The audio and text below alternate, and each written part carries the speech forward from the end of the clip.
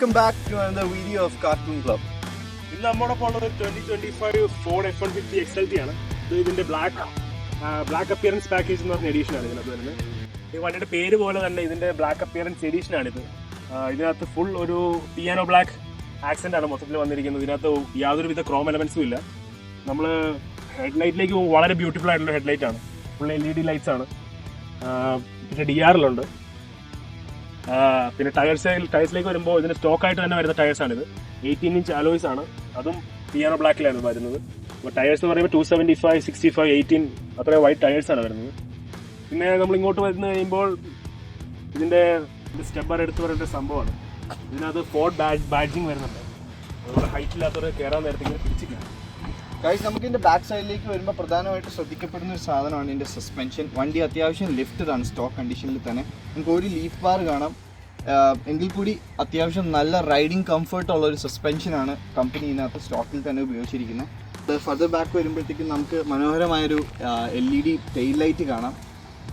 പിന്നെ അത്യാവശ്യം നല്ല സ്പേഷ്യസ് ആയിട്ടുള്ളൊരു ഫ്രണ്ട് ബെഡ് ആണ് ഇതിന് വരുന്നത്.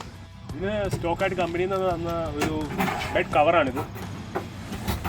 നമുക്കിവിടെ തുറക്കാൻ ലിവറുണ്ട്. ഇങ്ങനെ തുറന്നു വയ്ക്കാം. അത്യാവശ്യം നല്ലപോലെ സ്പേഷ്യസ് ആണ്. വേൾഡ് വൈഡ് ഏറ്റവും കൂടുതൽ സെയിലുള്ള ട്രക്കാണ് ഫോർഡ് F-150 എന്ന് പറയുന്നത്. റീസൺ ബീയിങ് ഇതിൻ്റെ സ്പേസും യാത്രാ കംഫർട്ടും അതുപോലെ തന്നെ ഇതിൻ്റെ ലോങ് ആൻഡ് സ്പേഷ്യസ് ബെഡൊക്കെ അതിനൊരു കാരണമാണ്.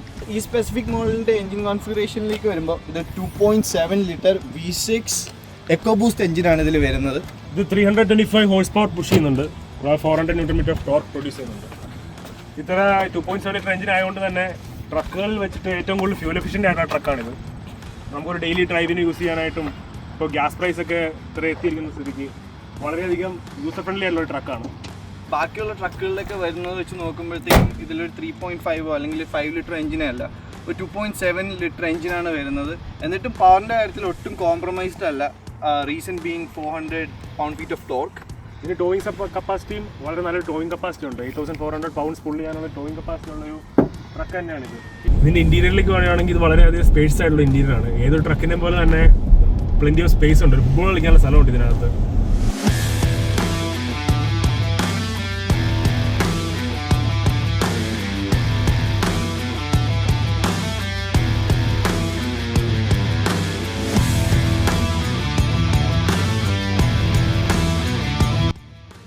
നമ്മൾ ഇനി സ്റ്റിയറിംഗിലേക്ക് നോക്കുവാണെങ്കിൽ സ്റ്റിയറിംഗ് ലെതർ കോട്ടറാണ് വരുന്നത്.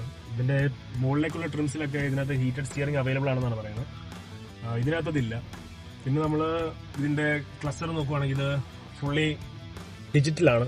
കൂടാതെ തന്നെ ഇതിനകത്ത് ഒരുപാട് അനിമേഷൻസ് വരുന്നുണ്ട്. ഇപ്പോൾ നമ്മൾ വണ്ടി ഓഫ് ചെയ്യുമ്പോൾ ഇതിങ്ങനെയാവും. കൂടാതെ വണ്ടി ഓൺ ചെയ്യുവാണെങ്കിൽ അങ്ങനെ ഒരുപാട് അനിമേഷൻസ് പുതിയതായിട്ട് ഇവർ ഇൻട്രൊഡ്യൂസ് ചെയ്തിട്ടുണ്ട് ഇതിനകത്ത്.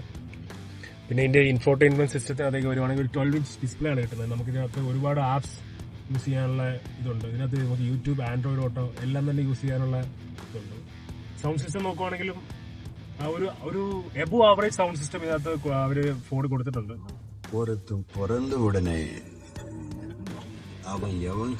നല്ല എഫക്റ്റ് ഉണ്ട് ഓഡിയൻസിനൊക്കെ. 4 wheel drive control, 2 wheel drive controls എല്ലാം ഇതിനകത്താണ് വരുന്നത്. എല്ലാം വളരെ ഈസിലി ആക്സസിബിൾ ആണ്. കൂടാതെ തന്നെ നോബ്സും എല്ലാം തന്നെ നമുക്ക് ഈസിലി മനസ്സിലാവുന്ന രീതിയിലാണ് കൊടുത്തിരിക്കുന്നത്. കൂടാതെ തന്നെ നമുക്ക് ഇതിനകത്ത് നമ്മുടെ ചാർജർ പ്ലഗ് ചെയ്യാനുള്ള സെപ്പറേറ്റ് പ്ലഗ് കൊടുത്തിട്ടുണ്ട്. കൂടാതെ സാധാ കാറുകളിലൊക്കെ വരുന്ന പോലെ ഒരു 12 വോൾട്ട് ഔട്ട്ലെറ്റും കൊടുത്തിട്ടുണ്ട്. പിന്നെ ഇതിൻ്റെ ഗിയർ നോബിലേക്ക് വരുവാണെങ്കിൽ 10 സ്പീഡ് ഓട്ടോമാറ്റിക് ട്രാൻസ്മിഷനാണ് ഇതിനകത്ത് വരുന്നത്.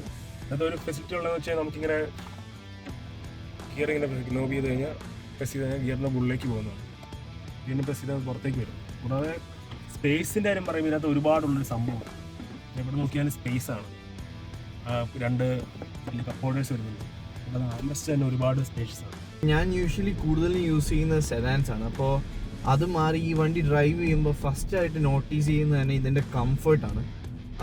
ഇപ്പോൾ നമ്മൾ നോർമൽ ഒരു ഹൈവേ യൂസ് ആയാലും ഒരു സിറ്റിക്കകത്തൂടെയുള്ള ഡ്രൈവിംഗ് ആയാലും കാർ ഇസ് വെരി കംഫർട്ടബിൾ. ഇതിൻ്റെ സസ്പെൻഷന് ഒരുപാട് ട്രാവൽ ഡിസ്റ്റൻസ് ഉണ്ട്. സോ ഇപ്പോൾ റോഡിലൊക്കെ പോകുമ്പോൾ ഒരു പോട്ട് ഹോളിൽ വീണാൽ പോലും the passengers are not going to notice it. It's very comfortable inside.